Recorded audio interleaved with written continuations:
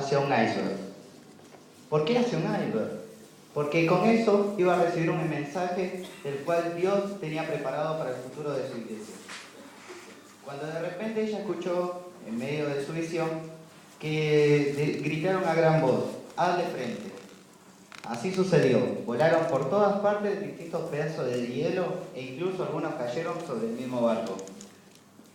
Allí comprendió que el mensaje era que la iglesia iba a enfrentar muchos problemas. Por ejemplo, los integrantes de la iglesia enfrentaron los conflictos que la misma estaba sufriendo y por otro lado tenían la seguridad de pertenecer a una generación guiada por Dios. Una pregunta: ¿cómo nos afecta a nosotros los sucesos pasados y qué nos deparará el futuro? La cita de la señora White es muy clara. Nos dice: no tenemos nada que temer en el futuro, a menos que olvidemos la forma en que Dios nos ha conducido en nuestra historia pasada.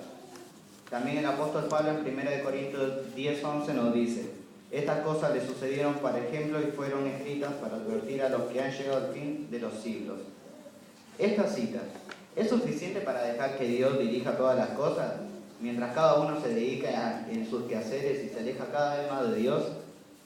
Filipenses 2:12 nos dice: por tanto, amados míos, tal como habéis obedecido siempre, no solo en mi presencia, sino mucho más ahora en mi ausencia, ocupaos en vuestra salvación con temor y temblor.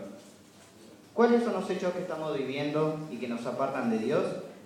La ley dominical, las alianzas entre católicos y protestantes, el protestantismo apóstata, más apóstata que nunca, la nueva era, la unificación de la Iglesia y los estados en Estados Unidos, el espiritismo, la caída del comunismo, la crisis del capitalismo y la debacle de la economía mundial.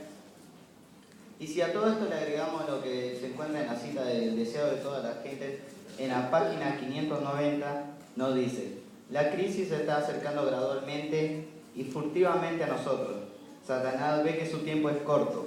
Ha puesto todos sus agentes a trabajar a fin de que los hombres sean engañados, seducidos, ocupados y hechizados hasta que haya terminado el tiempo de gracia y se haya cerrado la puerta de la misericordia. Al parecer, un engaño abrumador barrerá con nuestra iglesia y hará caer a todas aquellas personas que no se encuentren firmemente fundados en la roca que es Cristo Jesús. Al parecer, Dios también nos había anunciado que a todas aquellas personas serían engañadas, aún hasta los escogidos. Nos encontramos ahora en la crisis de los siglos y están ya sobre nuestros ojos los últimos esfuerzos de Satanás para arrastrarnos ante él sin darnos cuenta. Nosotros que pertenecemos a esta generación de esperanza tenemos que hacer lo que dice en Mateo, en el capítulo 24, versículo 42. Nos pide que no durmamos, sino que velemos. ¿Y cómo podemos lograr esto? Estudiando la lección todos los días, dedicando más tiempo para orar, asistiendo a la iglesia, buscando a Jesús, dedicando tiempo a compartir nuestra fe con aquellos que más lo necesitan, velar por nuestra mayordomía. ¿Qué significa esto? Cuidar nuestro cuerpo, dedicar todos nuestros talentos a Dios, dedicarle tiempo para el Señor y devolverle diezmos y ofrendas a Dios. Y sabemos que podremos obtener bendiciones sobreabundantes.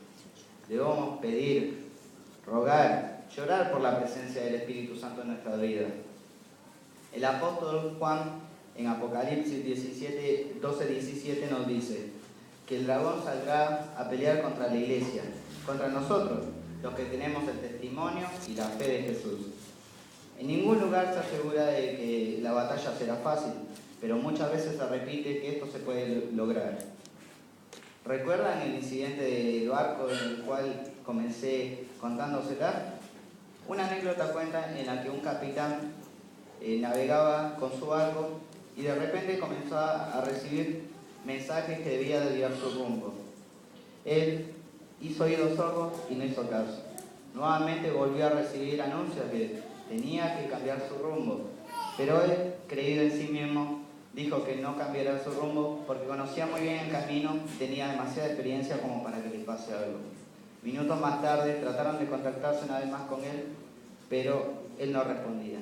Su barco había naufragado al chocar contra las rocas. Aquel que estaba anunciando las advertencias era el faro que se encontraba sobre estas rocas con las cuales chocó. Mis queridos hermanos, conquistadores, todos somos pasajeros de un barco que es este mundo. ¿Pretendemos ser sumisos a las advertencias que nos indica el faro, que es nuestro Dios? ¿O pretendemos ser como el capitán, llevar nuestro barco, seguir nuestro rumbo y naufragar?